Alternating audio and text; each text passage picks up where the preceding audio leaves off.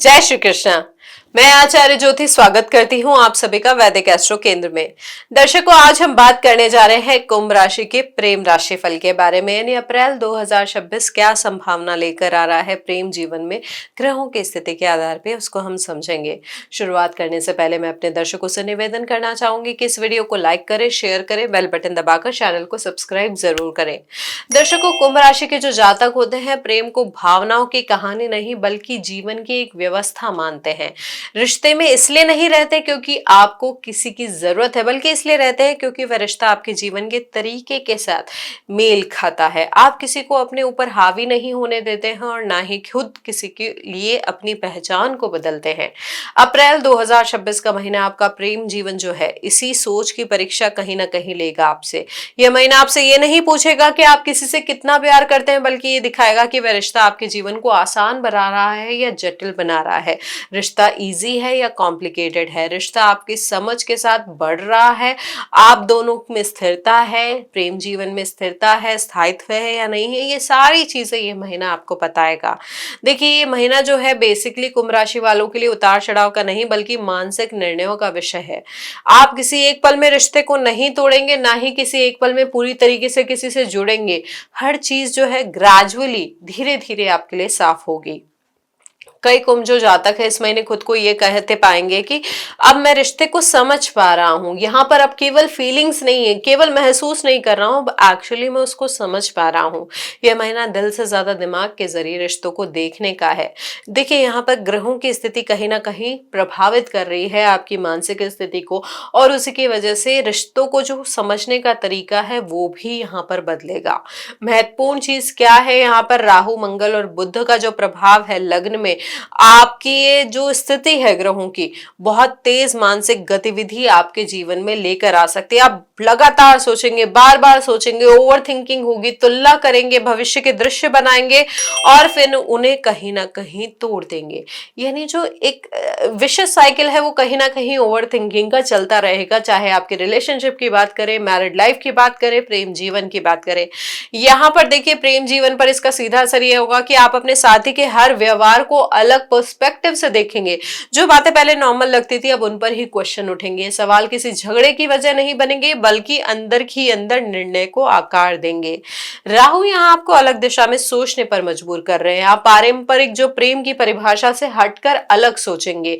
आपको ये लगेगा कि अगर रिश्ता आपकी स्वतंत्रता को सीमित कर रहा है तो वो रिश्ता कितना भी आकर्षक क्यों ना हो, लंबे समय तक टिक नहीं पाएगा। अब यहाँ पर मंगल इस सोच को तेज प्रतिक्रिया में बदल सकते हैं। आप बिना ज्यादा समझाए अपने फैसले जाहिर कर सकते हैं।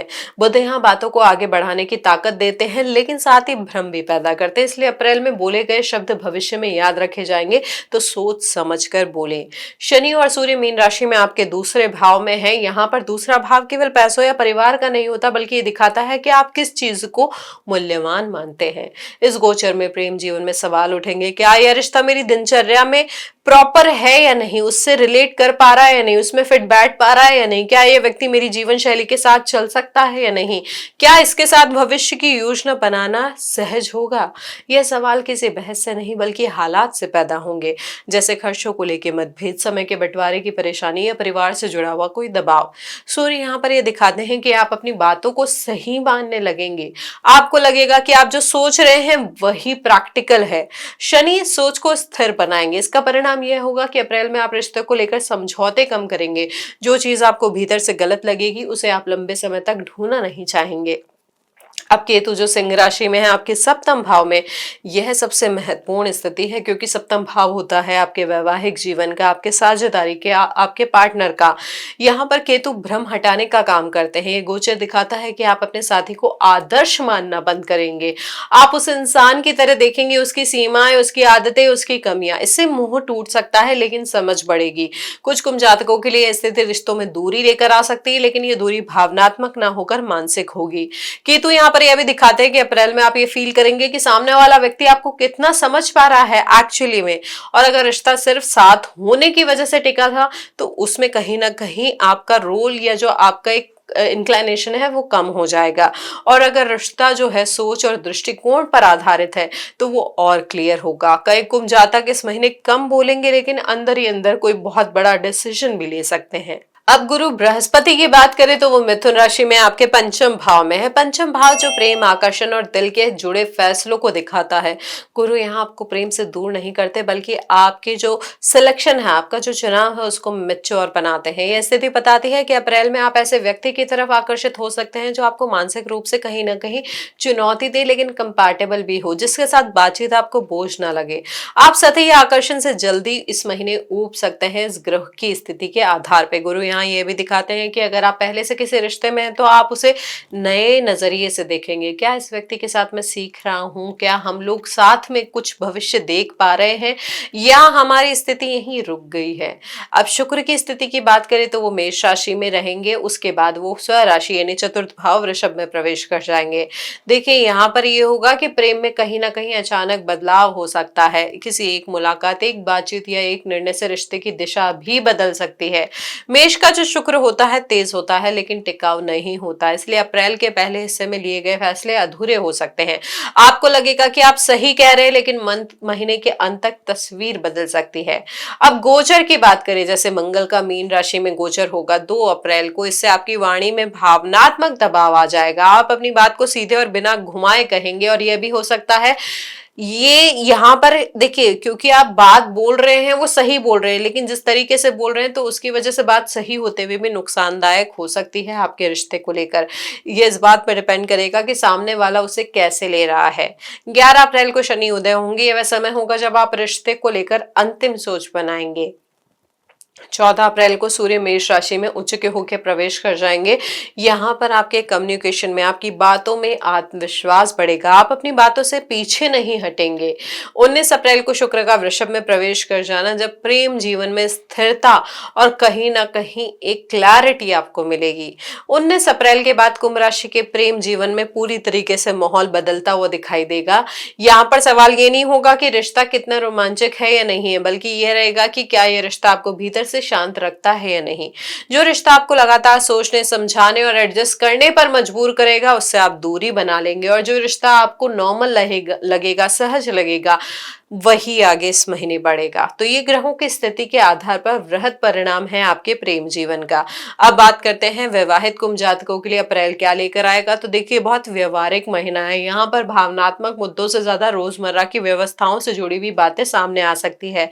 कौन कितना समय देता है, कौन कितना खर्चा करता है, घर की जिम्मेदारियां कैसी बटी हुई है, यह बातें रिश्ते का माहौल तय करेगी इस महीने। देखिए, यहाँ पे कोई बड़ा टकराव नहीं दिख रहा है ग्रहों की स्थिति के आधार पर, लेकिन छोटे व्यवहार बड़ा असर इस महीने डाल सकते हैं। महीने के दूसरे स्थिति में महीने के जो दूसरे हिस्से की स्थिति की बात करें तो यहाँ पर क्लैरिटी अपने आप आपको मिलेगी। अब जो जातक विवाह के बारे में सोच रहे हैं, उनके लिए जो महीना है निर्णय का बन सकता है। यहाँ पर आप समझ पाएंगे कि कौन सा रिश्ता सही है और कौन सा नहीं, उसके साथ क्या फ्यूचर है, उस पर आप डिसीजन ले पाएंगे। इस समय लिया गया फैसला जो है लंबे समय तक आपके जीवन पर असर डालेगा, चाहे वो आगे बढ़ने का हो, चाहे उसको ही तोड़ देने का है। यहाँ पर प्रेम संबंधों की बात करें तो यहाँ पर प्रेम संबंध में रहने वाले अविवाहित कुंभ जातकों के लिए मानसिक रूप से व्यस्त रहने वाला महीना हो सकता है। आप अपने साथी से ज्यादा खुद से सवाल पूछेंगे, आप ये समझने की कोशिश करेंगे कि आप एक्चुअली में इस रिलेशनशिप में क्यों हैं।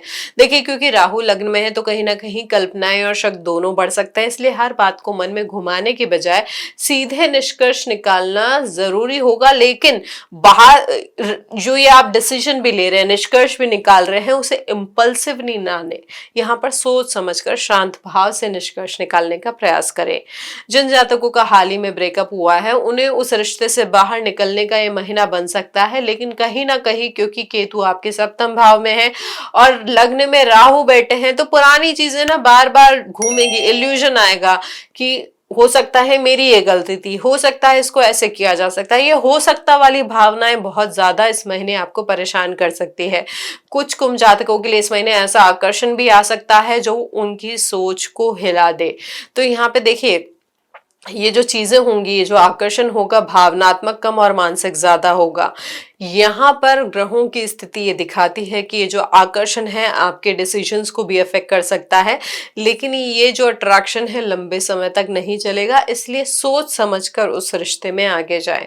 तो ग्रहों की स्थिति के आधार पर ये है परिणाम अप्रैल 2026 का। उपाय स्वरूप हम बात करें कि इस महीने आप क्या कर सकते हैं।